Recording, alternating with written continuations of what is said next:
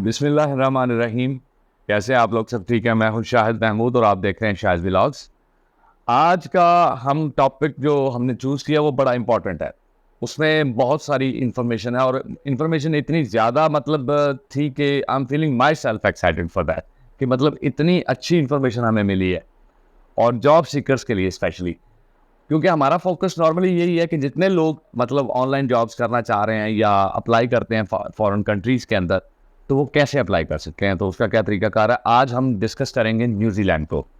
New Zealand, सब लोगों को पता है, न्यूजीलैंड एक वेल इस्टेब्लिश्ड कंट्री है और उसमें हम जो है इसका न्यूजीलैंड की जॉब्स में क्या क्या तरीकाकार होगा, क्या क्या रिक्वायरमेंट्स होंगी, कैसे अप्लाई किया जाएगा, कौन सी हमने साइट्स विजिट करनी है और वीज़ा रिक्वायरमेंट क्या क्या है, फिर वीज़े की जो है वो क्लास कौन सी है, अपनी फैमिली को ले जा सकते हैं, ईच एंड एवरीथिंग मैं सारी इस वीडियो में आपके साथ डिस्कस करूंगा। तो वीडियो को डिटेल के साथ स्टार्ट करते हैं।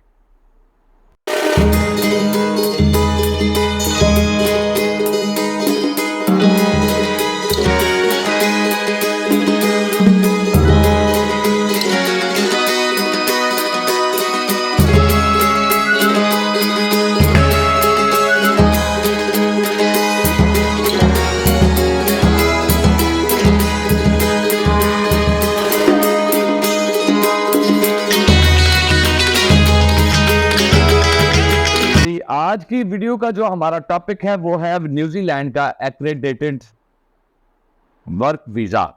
ये एक्रेडिटेड एम्प्लॉयर वर्क वीजा है, इसको एक्चुअली ये कहा जाता है। इस वीजा का जो फॉर्म यूज होता है, जो ऑनलाइन फिल हो जाता है, आप उसको ऑनलाइन फिल करके अभी भी अप्लाई कर सकते हैं। वो डेफिनेटली आपको एम्प्लॉयर की तरफ से ही मिलेगा। तो तरीकाकार ये होता है कि जब आप किसी भी जॉब को अप्लाई करते हैं न्यूजीलैंड में, तो एम्प्लॉयर उसके अगेंस्ट आपको वो अप्रूव करता है। जैसे ही अप्रूव करता है तो वो साथ एक फॉर्म भेजेगा।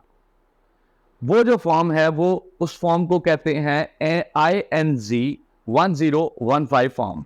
ठीक है जी।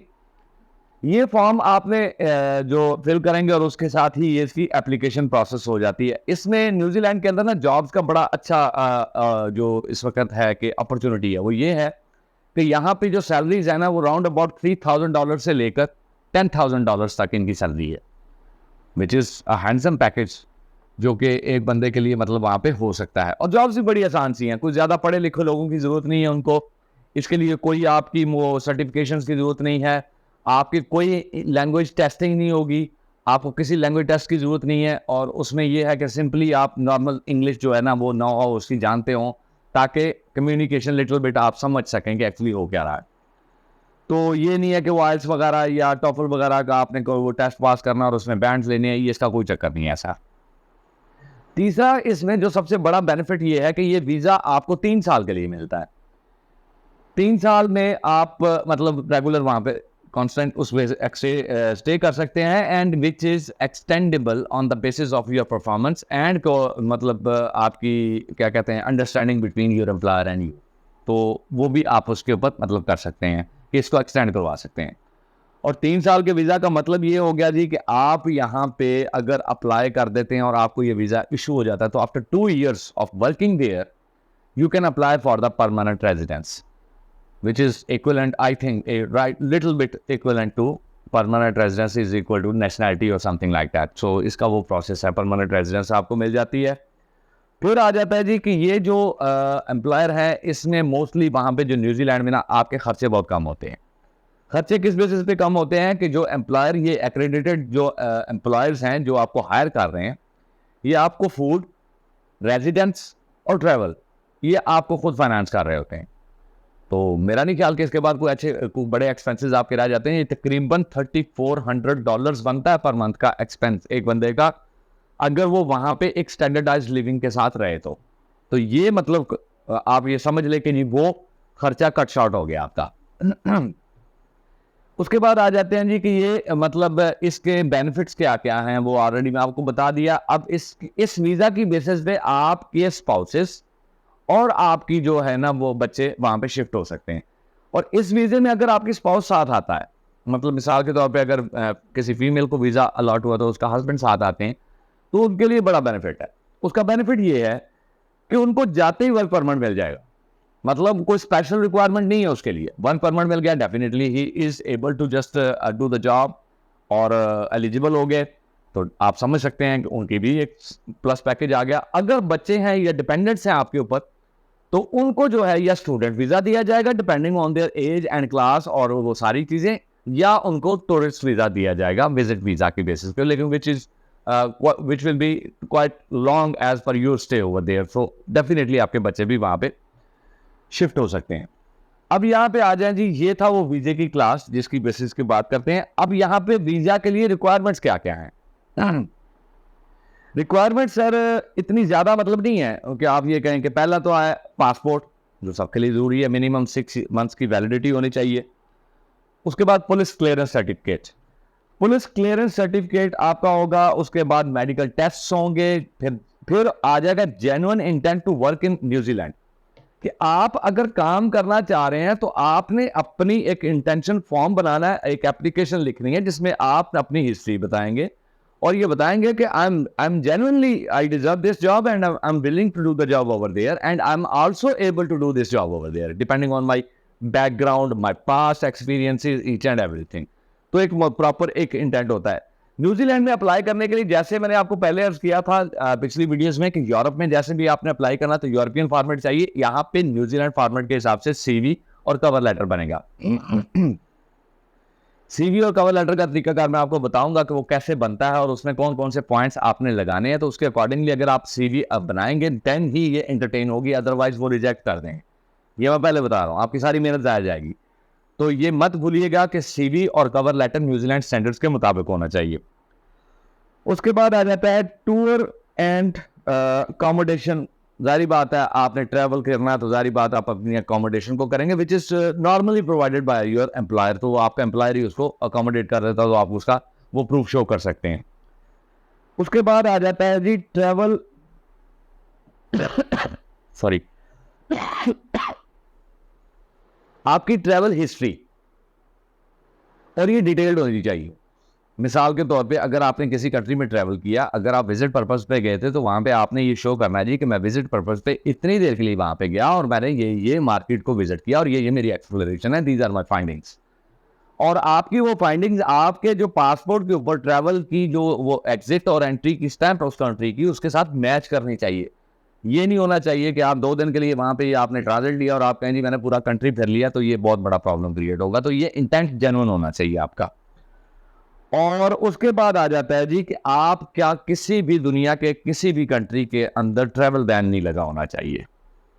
जैसे मिसाल के तौर पे कुछ लोग यूएई में बैन हो गए हैं ड्यू टू सम रीजंस, जो भी हैं उनकी प्रॉब्लम्स हैं, या तुर्की में कोई आपने बैन हो गए हैं, वो बैन नहीं लगा होना चाहिए। अगर आपका वो बैन नहीं लगा तो देन यू कैन अप्लाई। ये सारी चीज़ें रिक्वायरमेंट्स की हैं विच इज़ मेरा ख्याल है कि सबके लिए आसान है, कोई भी इसके लिए अप्लाई कर सकता है। तो कोई भी, मैं नहीं समझता कि कोई ऐसा बंदा होगा जिसको ये प्रॉब्लम्स होंगी, बहुत कम होंगे। तो डेफिनेटली ये सारी चीज़ों को आपने कंप्लाई करना है। ये तो 3 रिक्वायरमेंट्स हो गई। अब आ जाते हैं उस सीवी की बात जो मैंने आपको अर्ज किया था कि जी सीवी का फॉर्मेट क्या होना चाहिए। इसको बहुत ध्यान से सुनना है आपने, और इसके अकॉर्डिंगली अगर आपने सीवी बना ली, definitely you are going to get at least 1 or 2 responses in 1 or 2 months।